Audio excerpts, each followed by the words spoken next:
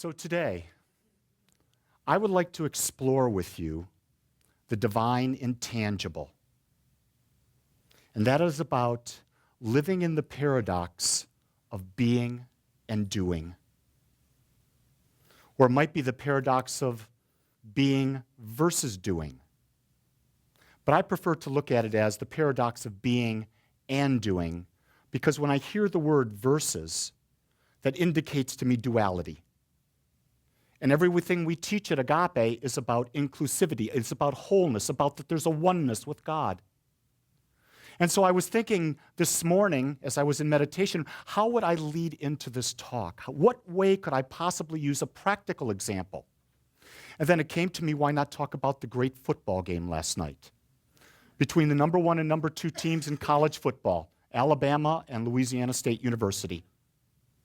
And in those 2 football games, there was such a close match. They were so connected because it was 6-6 at the end of regulation. So 2 field goals on each side. These are 2 of the most potentially powerful offenses in the country. And yet this battle was being involved. They were into this battle. But the difference came down in overtime. The Louisiana State University football place kicker kicked the ball through, and he won the game 9-6. But the interesting thing was that during the game, the Alabama place kicker missed 4 field goals. And then they quoted this gentleman by the name of Drew Allman, who was the place kicker for Louisiana State. And when they quoted him, he said, "Last night, I was awake most of the night visualizing myself kicking that game-winning field goal."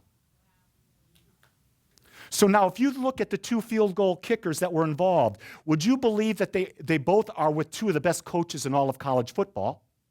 Would you believe that they were practicing all the time? So they were heavily involved in the doing, whatever conditioning that was involved in getting their bodies to be strong for that role that they were playing.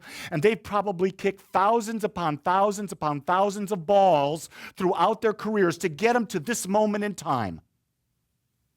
So they were equal in their skill set. Their doingness was equal.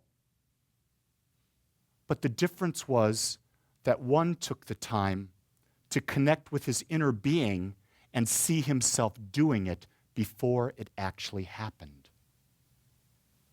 You see what I mean about the paradox about living or being and doing?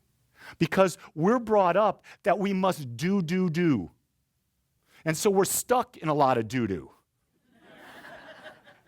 Very much stuck in do because we're stuck in this idea that we've got to do all the time, that we've got to constantly be doing more action. And if I get better at doing the action, I'm going to get a better result. I'm going to get a better result. And then you find out all these individuals who are busting, and I was in the corporate world for 32 years. And I watched the people. I watched the president that was in my company who 1 month afterwards was dead. Another president that I watched 6 months later was debilitated. All these people spent their lives doing and had not gone into this idea of being. And you see, we didn't come here to just do. We came here to be and to create. You see how that comes together? So I've quoted many times my dear friend, Walter Starkey. And I've had many an interesting discussion with Harry in the back about Walter Starkey and his book, This Double Thread. And what I've come to understand very clearly is the second we say the idea of this double thread, we've created duality. Do you hear that? The second you say there's a this or a that, there's duality. But if you say there's this and that, and they are the same. Because let's break that down, because you cannot have an effect without a cause. Cause always comes before effect. Science tells you that now in quantum physics. There must be a cause before an effect. So that what really that is saying to us is that everything in this world that we physically see, in this tangible universe that we are looking at, is an effect of a cause. So, for example, we have a medical profession that tends to deal with the effect. And they can heal to the degree that they can see that the symptoms are alleviated. And then what happens a lot of times, if that cause has not been identified and handled, the effect comes back, because we see that over and over and over again in people who have beaten various diseases, and then the disease comes back because it hasn't gotten back to the cause. And what is the cause? It's first thought. It's always the Word. In the beginning was the Word. It's always that. So one of the things that I want to come to is that true spiritual awareness only comes when we shift our thoughts from a tangible God to an intangible God. You see, we talked about a little bit of this last week. And we talked about that this God that we've been coming to be brought up with, this understanding of God, was created from the wrong perspective. Man made God in his image instead of understanding that God made man in its image. So if we take the idea of God made man in its image, that means that man, woman, that the world is made from the essence that it is infinite, that it is all-powerful, that it is constantly creating and has the ability to create itself anew in every moment, because that's the essence of God. So I want to quote Ernest Holmes, who wrote The Science of Mind, which is the basic premise from the teachings that we follow here at Agape. And Science of Mind is simply the culmination of all the spiritual wisdom that Ernest found in all the religions around the world. It's the spiritual wisdom he found in the philosophies of Plato and Plotinus and all of these great philosophers. It's also that of science. So he brought all of these things into one way to look at it, to understand it. Not the only way, but a way to look at it. So Ernest didn't create anything new. But what he did is he assimilated it in a way that it can be used to be a positive, practical spirituality that empowers spiritual growth, supports spiritual growth, and brings us joyous living. And Ernest said this: God is the infinite spiritual intelligence expressing creation. And it's expressing in all creation. And he said, this power that God is impersonal. But it becomes personal in how we choose to use it. Did you hear that? So there's a power that is everywhere. The essence of God. Call it anything you want to give it a label to. But this power exists. And it doesn't care what you think. But if you believe it, either consciously or unconsciously or a combination thereof, it will create that in your life. Ernest Holmes would say that 51% of your belief leaning in a direction, that demonstration will start to occur in your life. And if all of a sudden you can make a transformation so that it's 100% belief and conviction, that demonstration will be now. And he would go and he would quote the aspect of Jesus. And he would say, when Jesus raised Lazarus, there was like no time in between. He knew his power. He had connected with the oneness. And when he said, rise, take up thy bed and walk, it just happened. But you see, the idea is we have that same ability. We have that same power available to us. So what we come here to understand is, how do we begin to use it? And the way we use it is through our personal choices. And what I want to come to understand, have an understanding and a conversation with you, is about this. How you are using it is perfect. You're not here to use it like any other human being. You're here to be your unique self, and that unique self, as was sung in our opening song, is perfect. But so many times we live in this duality of comparison. And we've talked about this before, that comparison is very simply the death of joy. Comparison will knock us out of our happy place in any moment. The second we look and compare ourselves to anyone else with judgment, we are out of a state of agape. Did you hear that? We're out of a state of agape. The second there's judgment or comparison, because I define unconditional love this way. It's to non-judgmentally care for another's happiness and expect nothing in return.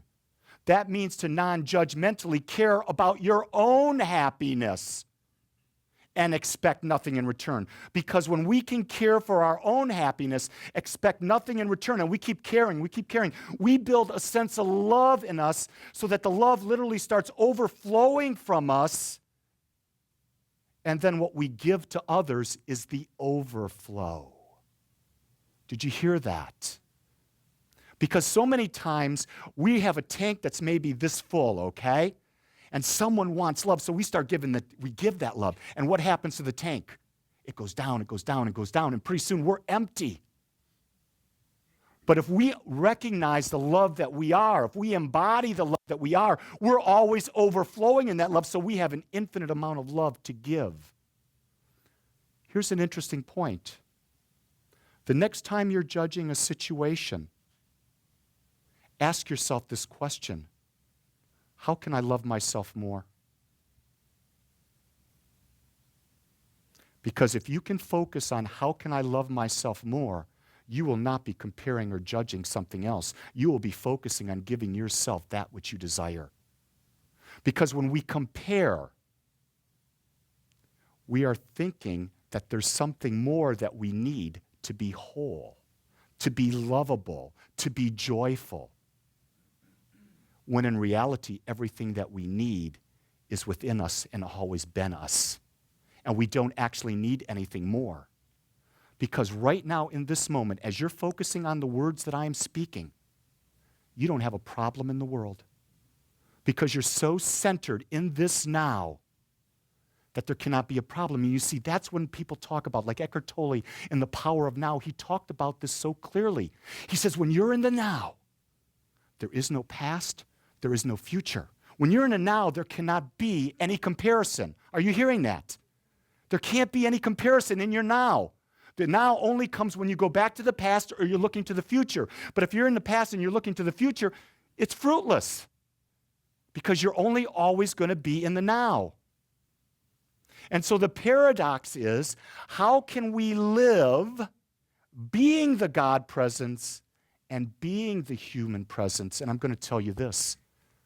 You're doing it every moment of every day, whether you're trying to or not.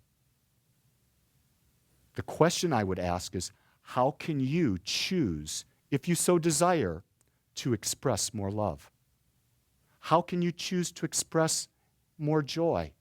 How can you choose to express more abundance? How can you choose to express more health?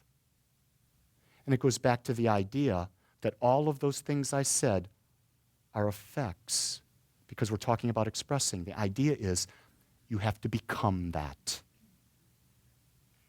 When you take on an abundance consciousness, your energy starts acting abundant. You will handle your money differently. You will attract money differently. You will be in your workplace and you'll be differently. You will realize that you have a gift so great that it is so good that people want that gift. They want that service. And then in the wanting of it, there must come something to you because you're giving something, right? You're filling the universe with a gift. And a gift is always reciprocated. Now I'm asking you not to believe me. Never believe a word that Reverend Lee tells you, because Reverend Lee wants to sell you a car. What I'm telling you is, test it on your own life. Find out if it works. Take an area of your life that you desire to see change and then sit down and write, what would it be for me to become this? What would it look like? What would it feel like? What would I be doing? Who would I be with? And just sit there day after day, writing in a journal, writing on paper. What does that feel like? And you just inundate your whole being with that. And then take a few moments every day and just sit in a silence. And maybe ask the question, what would it be like if I were as abundant as I dream? And just sit. And what you will hear is your highest inner voice giving you the answer. You see, the answer doesn't come from out there. The answer doesn't come from me. It doesn't come from a practitioner. The answer comes from your connection to your highest expression, which is infinite. Do you realize how magnificent you are? Do you realize that you are walking around in a body that has like 50 trillion cells? And you get to walk around in it. You get to experience this life. And you get to choose how to command 50 trillion cells to move in harmony, to be, and to express itself. If you can do that with 50 trillion cells, you think you can't attract $1 million? You can. But you see, you're not even aware that you were controlling 50 million cells.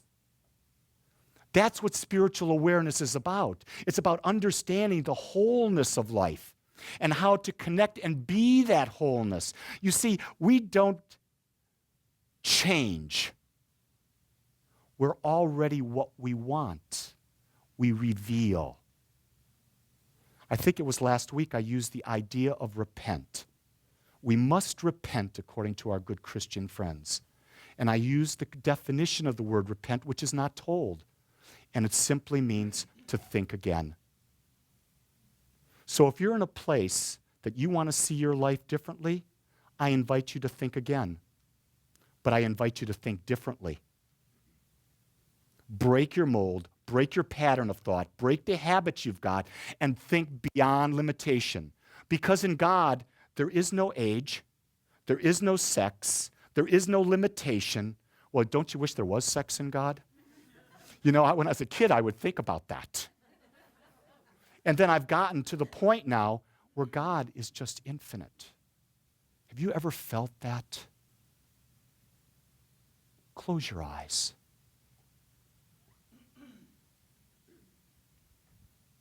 And now I'm going to ask you to just visualize, not even visualize. I want you to take into your heart a feeling of an event, of a time, of a place where you felt such a joy, so whole, so perfect, so one. And I want you, no matter what it was, no matter how old you were, feel it. And let that feeling start emanating through your body. Let it start in your toes. And let it move up your legs, into your waist, through your chest and back, down your arms, through your fingers, up the back of your head and neck, through the front of your face, and let it now flow out from all of your body. Now feel that feeling. As that feeling enters in and attaches itself to the oneness of that person next to you. Because that person next to you cannot be separate from you because it's God in expression as well. Now feel the feeling getting more intense. Feel it actually building and building and building because it's not only the one person next to you, it's every person in this room is now connected in a state of oneness. Now allow your heart to open and release anything, any idea from the past that has held your heart from expressing itself. And feel your heart loving. As the great poet Rumi said, God will break your heart over and over and over again until you leave it open. So I invite you to don't go around with a broken heart, to simply leave your heart open and be the expression of love, be the expression of agape, and be the perfection of life that you already are.